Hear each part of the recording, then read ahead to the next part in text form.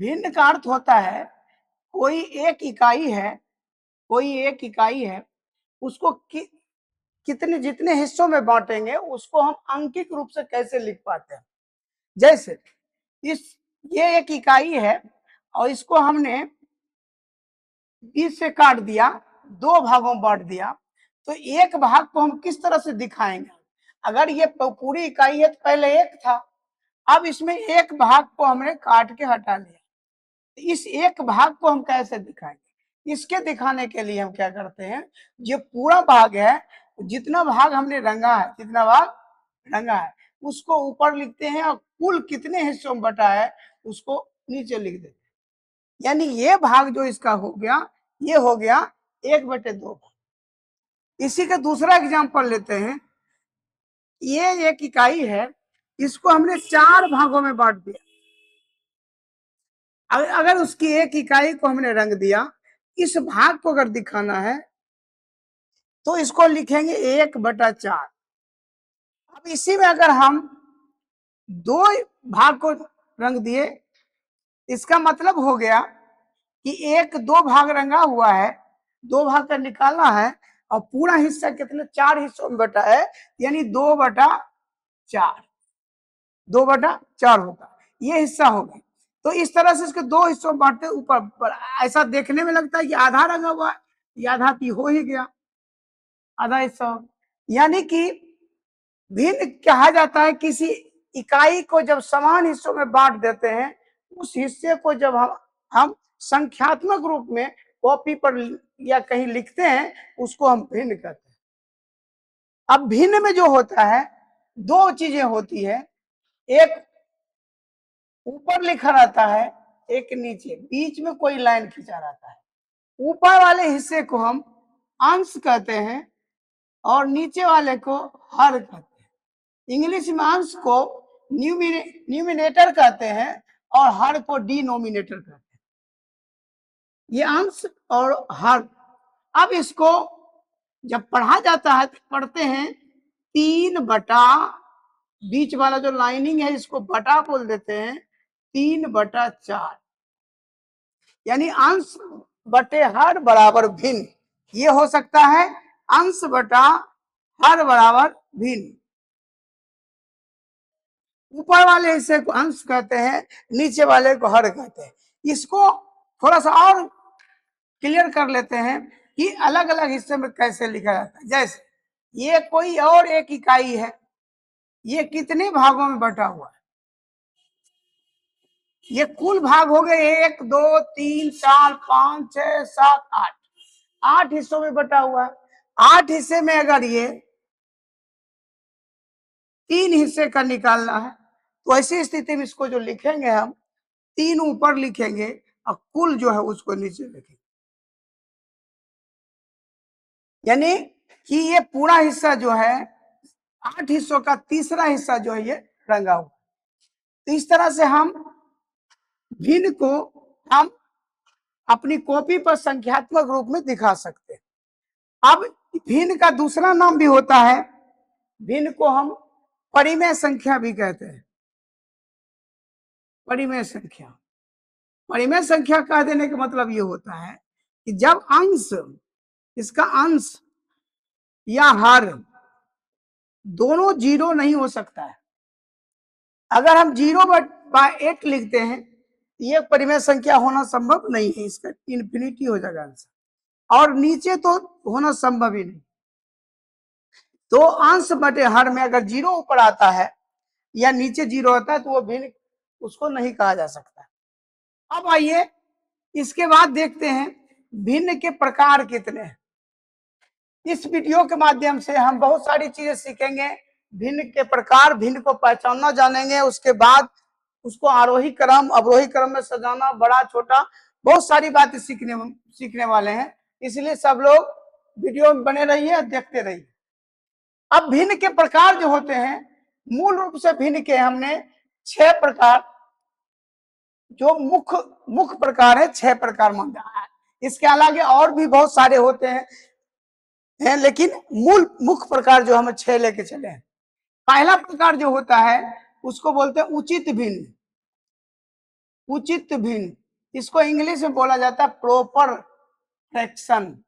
Proper fraction, इसमें क्या होता है, इसका अंश जो होता है, अंश हमेशा छोटा होता है हर से। अंश क्या होता है, हमेशा हर से छोटा होता है। ठीक इसके विपरीत अनुचित भिन्न होता है। अनुचित भिन्न में ठीक इसका उल्टा होता है, अंश जो है बड़ा होता है, हर उसका छोटा होता है। इस तरह से हमने जाना कि उचित भिन्न और अनुचित भिन्न क्या होता है, प्रॉपर फ्रैक्शन और इम्प्रॉपर फ्रैक्शन क्या होता है। प्रॉपर फ्रैक्शन में अंश छोटा हर बड़ा, अंश छोटा हर बड़ा, लेकिन इम्प्रॉपर फ्रैक्शन में, अनुचित भिन्न में अंश बड़ा हर छोटा। ये हो गया उचित भिन्न, अनुचित भिन्न। ये पूछ देता है कभी कभार इनमें से कौन से अनुचित भिन्न है। जैसे ऐसा क्वेश्चन आ जाता है कि इनमें से कौन, ऑप्शन में दिया रहता है 3/4, 8/5, 1/2 और 3/7। कहेगा इसमें से कौन से अनुचित भिन्न है, अनुचित भिन्न। तो जो ही अनुचित भिन्न कहेंगे, अंश वाला जो अंश इसका बड़ा होगा, हर छोटा होगा। बाकी में क्या है, हर, हर जो है बड़ा है, इसका भी हर बड़ा है, इसका हर बड़ा है, इसका हर बड़ा है, लेकिन इसका हर छोटा है, अंश बड़ा है। इसका आंसर हो जाएगा 8/5। अनुचित भिन्न, उचित भिन्न को पहचानना हमने सीखा। उचित भिन्न में अंश छोटा हर बड़ा, अनुचित में अंश बड़ा हर छोटा। अब इसी को अलग से अगर अनुचित भिन्न लिखा है, इसको हम मिश्रित भिन्न में बदल देते हैं। जब तक अंश और हर के रूप में लिखा है तब तक उसको अनुचित भिन्न कहेंगे, लेकिन उसको बदल देते हैं मिश्रित भिन्न में, जिसको हम पूर्णांक के रूप में भी कहते हैं, तो उसको कहते हैं हम मिश्रित भिन्न। जैसे 8/5 को अगर मिश्रित भिन्न बदलना है, इसका क्या करेंगे, 8 से 5 में डिवाइड करेंगे, भाग देंगे। भाग देने के बाद क्या आएगा, 1, 5, शेष कितना बचा, 3। अब यहां जो बचा भागफल जो हुआ वो बगल में लिखा जाएगा, भागफल को बगल में लिखेंगे और जो शेषफल बचा उसको ऊपर लिखेंगे और जिससे भाग दिए उसको नीचे लिखे। इसको पढ़ा कैसे जाएगा, 1 बटा 1 पूर्णांक, 1 पूर्णांक 3/5, 1 पूर्णांक 3/5। ये यही मिश्रित भिन्न कहलाए, मिश्रित के रूप में लिखा हुआ। अब मिश्रित भिन्न को हम अनुचित भिन्न में बदल लेते हैं, अनुचित भिन्न को मिश्रित भिन्न बदल देते हैं। अब इसको वापस अगर हमको बदलना अनुचित भिन्न में, तो उसका सरल नियम है, ये दोनों को गुना करके इसको जोड़ना है। तब 5 एकम 5 और 3 8, ऊपर जोड़ 8, फिर आ गया 5। आइए एक दो एग्जाम्पल से समझते हैं अनुचित भिन्न को हम मिश्रित भिन्न में कैसे बदलते हैं। अनुचित भिन्न को मिश्रित भिन्न में बदलना, मिश्रित भिन्न में बदलना। जैसे ये लिखा है 7/3, 15/11, 17 छोटा छोटा संख्या इसलिए ले रहे हैं ताकि समझने में कठिनाई ना हो, 4 और 12/11। अब इसको, ये सब अनुचित भिन्न में, उचित भिन्न को किसी में बदलने की जरूरत नहीं है, ये सब अनुचित भिन्न में। अनुचित भिन्न को मिश्रित भिन्न में बदलते हैं। सीधे सीधी डिवाइड करेंगे 7 से में 3 से, 3 दूनी 6, 3 दूनी 6, बच गया 6 से। अब इसको अनुचित भिन्न में मिश्रित भिन्न कैसे लिखेंगे, जो यहाँ पर है भागफल में जो है उसको बगल में लिखेंगे, शेष फल वाले ऊपर लिखेंगे और जिससे भाग दिए उसको नीचे लिखेंगे। इस तरह से इसको पढ़ा जाएगा 2 पूर्णांक 1/3, 2 पूर्णांक 1/3। अब इसको वापस हम अनुचित भिन्न में बदलना चाहेंगे, ये दोनों को गुना करेंगे, 3 दूनी 6, ऊपर वाला जोड़ देंगे, 3 दूनी 6, 1 7, 7 यहाँ लिखा गया, नीचे वाला जो हर है वही लिखा गया। अनुचित भिन्न को हमने मिश्रित भिन्न में बदलना सीखा, और मिश्रित भिन्न को हमने फिर अनुचित भिन्न। दूसरा एग्जांपल लेते हैं फिर। 15 में 11 से एक बार लगा, 15 11 हो गया, शेष पर 4 बचा। अब इसको हम मिश्रित भिन्न में बदलते हैं। फिर एक यहाँ बगल में लिखाएगा, 4 ऊपर लिखाएगा, 11 यहाँ लिखाएगा। फिर इसको चाहे तो हम अनुचित भिन्न में बदलेंगे। 11 11, 4 15, 15/11। इसको बदल देते हैं 17 4, 4 चौक 16, एक बचा। फिर इसका होगा यहाँ वाला 4 जो है बगल में आएगा, ये ऊपर आएगा, ये नीचे आएगा। उसी तरह इसको बना सकते हैं 11 1 11, एक यहाँ वाला एक बगल में आएगा, ये एक ऊपर आएगा, एक ये। इस तरह से हमने उचित भिन्न और अनुचित भिन्न समझा, और उसी तरह से अनुचित भिन्न को फिर हमने मिश्रित भिन्न में बदलना सीखा। तो हम भिन्न के प्रकार में उचित, अनुचित, मिश्रित के बाद अब आता है चौथे नंबर का, जिसका नाम है समभिन्न। समभिन्न क्या होता है? एक साथ कई भिन्न लिखे जाते हैं, एक साथ कई भिन्न लिखे जाते हैं, लेकिन उसके अंश और हर, जो भी अंश या हर समान कोई नहीं होते, दिखने में कोई नहीं, ना अंश हर समान होते हैं ना हर समान होते, लेकिन जब उसको हल करते हैं, काटते हैं, तो इसका आंसर हर बार एक समान आता है, उसको कहते हैं समभिन्न। जैसे ये 1/2 इसका आया, ये 2 दूनी 4, ये भी 1/2 आ रहा है, ये भी 1/2 आ रहा है, ये भी 1/2 आ रहा है। इसको मानक रूप में भी लाना कहते हैं। जब कोई भिन्न को एक समान अंक से कोई एक समान गुणनखंड उसका निकल रहा है, उससे काटने के बाद, गुणनखंड करने के बाद जो आता है वही उसका मानक रूप हुआ।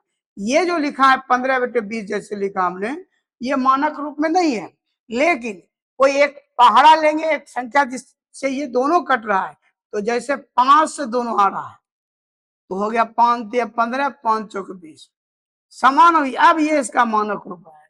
यानी किसी कोई भी भिन्न एक से अधिक भिन्न है और उसको हम मानक रूप में जब लाते हैं तो उसका आंसर अगर समान आता है उसको हम समभिन्न कहते हैं, उसको हम समभिन्न कहेंगे।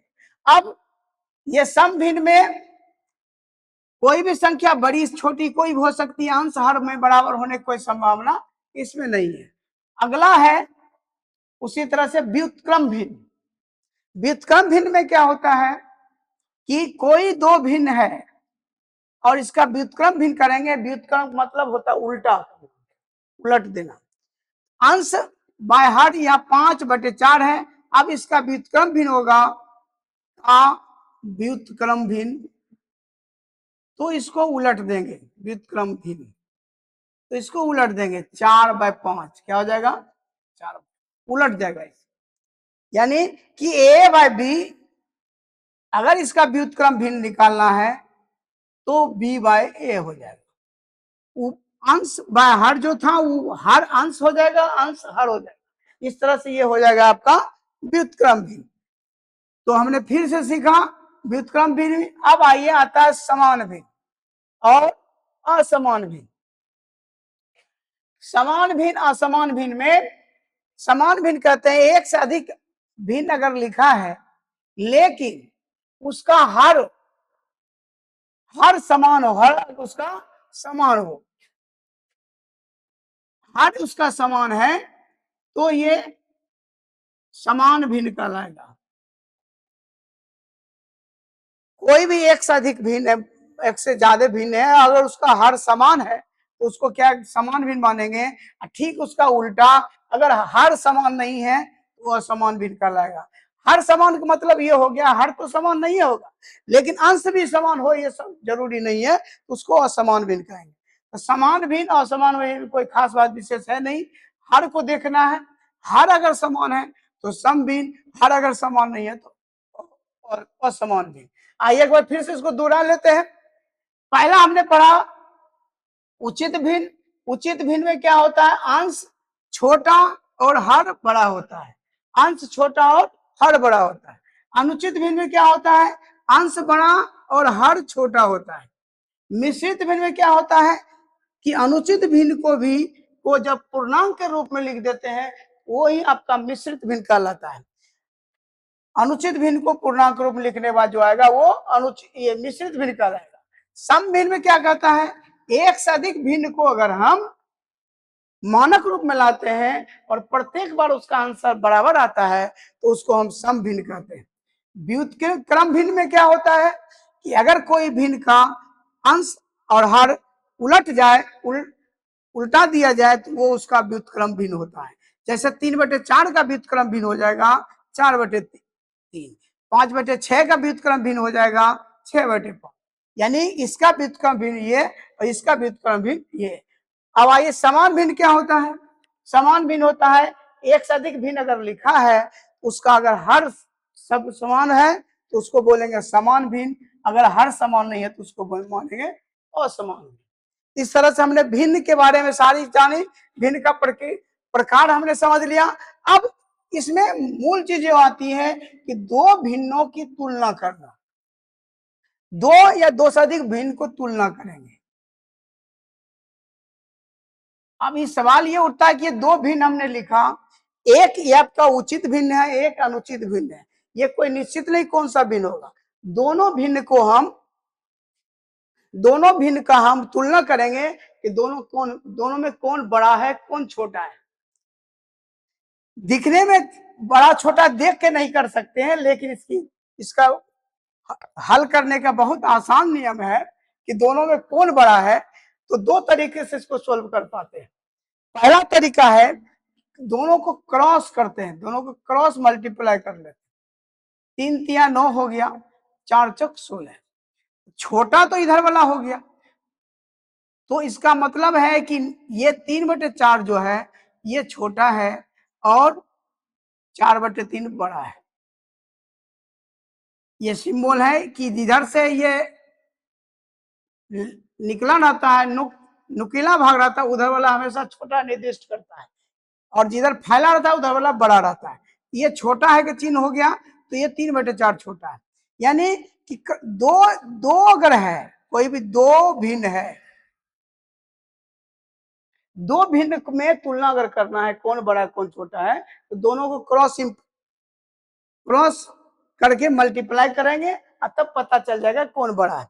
12 7 84 और ये 8 5 40, इधर वाला बड़ा हो गया, यानी 7/8 जो है बड़ा है,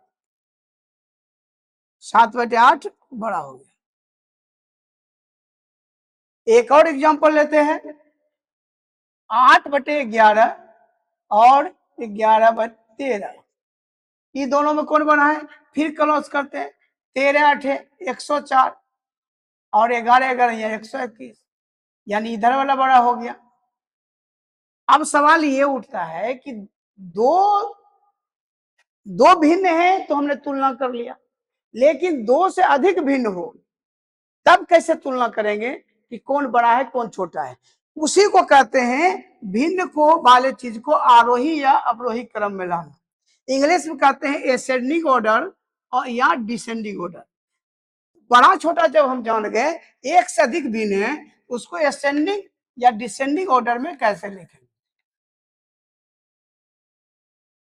5/4, 3/5, 1/6। अब ये 3 में लगा हुआ, कभी कभी 4 भी हो सकता है। ये चारों में कौन बड़ा है कौन छोटा अगर पता चल जाए, उसको हम असेंडिंग या डिसेंडिंग ऑर्डर में लिख सकते हैं। दो तो पता हो जाएगा, दो में पता हो जाएगा, लेकिन तीसरे से तुलना करना, फिर चौथे से करना करना ही आती है। इसका आसान तरीका है कि ये नीचे जितना हर है, जो भी हर है 4 5 6 2, जो भी भिन्न है उसका हर का हम एलसीएम लेते हैं, हर का एलसीएम ले लेंगे। 2 दूनी 4, 5 2 3 6, 2 एकम 2। अब तो नहीं लग रहा है, 5 दूनी 10, 5 तिया 15, 3 दूनी 6 10 60, 2 दूनी 4 5 20 63, ये 60 इसका एलसीएम आ गया। अब अब क्या करते हैं, सबसे पहला काम हमने सब हर का एलसीएम ले लिया। अब क्या करेंगे, नीचे से इसको डिवाइड करेंगे। नीचे का पहला का जो हर है इससे इसको डिवाइड करेंगे। 4 से 60 में अगर डिवाइड करते हैं तो 15 बार लगता है, 15 चौके 60। अगर बोलने में कठिनाई हो तो इस तरह से निकाला जा सकता है। 2 20 15 चौके 60, 15 बार लगा। अब उस 15 को हम उठा के ऊपर वाले से गुना कर देते हैं, 15 बचे 75। एक बार फिर से, पहले इससे हमने क्या किया, डिवाइड किया। जितना डिवाइड को भागफल आया उसको ऊपर वाले से गुना कर दिया और यहाँ लिख दिया, कॉमा दिया। फिर उसी तरह इसका भी करेंगे। 5 से डिवाइड करेंगे तो 12 बार लगेगा, 12 पचे 60। 60 को फिर 3 से करेंगे तो 60 तिहाई, 12 पचे 60, 12 बार लगा। 12 को 3 से करेंगे, 12 तिहाई 36। जितना बार नीचे से लगता है उसको ऊपर वाले से मल्टीप्लाई करके लिख देते हैं। 6 से लेते हैं, 6 दहे 60, 10 बार लगा। 10 को 1 से किए तो 10 से कम 10। फिर 2 से अगर देंगे तो 2 से देंगे तो 30 बार लगेगा, 30 पचे 150, 30 पचे 150। अब यहाँ क्या देखते हैं, अब इतना करने के बाद देखते हैं कि नीचे अंश सबके लिए बराबर हो गया। अंश सबके लिए बराबर हो गया, क्योंकि इसको हम इस तरह से लिख सकते हैं 75/60, 36/60, 10/60 और 150/60। इसको जब मानक रूप में लाएंगे तो वापस हमको यही आंसर आएगा, इसलिए कोई कठिनाई नहीं है। अब जब अंश हर बराबर हो गया, अंश में बड़ा या छोटा का गिनती करना कोई मुश्किल बात नहीं। सबसे छोटा हो गया 10, 10 किसका है, 1/6। इससे बड़ा है 36, 36 किसका है, 3/5, 3/5। इसके बाद 36 के बाद 75, 75 किसका है, 5/4। उसके बाद है 150, 150 किसका है, 5/2। इस तरह से हमने इसको बढ़ते क्रम में लिख दिया, आरोही क्रम में लिख दिया। 1/6 से बड़ा 3/5, से बड़ा 5/4, से बड़ा 5/2। इसी को जब अवरोही क्रम में लिखेंगे फिर बड़ा पहले लिख देंगे, 5/2, 5/4, 3/5 और 1/6। यानी सबसे पहले बड़ा, उससे छोटा, उससे छोटा, उससे छोटा। इस तरह से हम भिन्न को आरोही या अवरोही क्रम में सीख सकते हैं। एक और एग्जांपल लेते हैं, पूरी तरह से क्लियर हो जाए। 3/2, 1/4, 5/6, 1/3। छोटा छोटा जानबूझ के ले रहे हैं ताकि समझने में दिक्कत ना।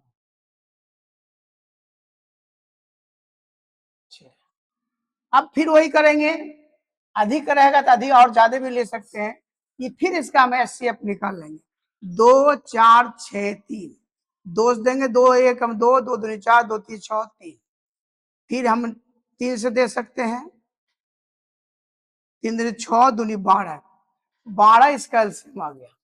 अब 12 आ गया तो क्या करेंगे, बगल वाले से डिवाइड करेंगे। 2 6 12, 6 बार लगा और 6 को 3 से ऊपर वाले पढ़ दे, 6 3 18, बिना देर किए पढ़ दे। नीचे वाला का इसके लिए पढ़ना है और यहाँ जो आएगा उसको ऊपर वाले के लिए पढ़ना है।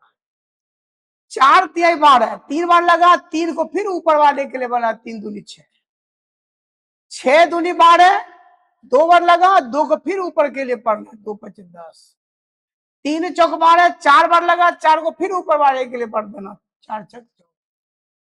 अब जो फिर वो स्थिति आ गई, ये हमारा हर सब का बराबर हो गया।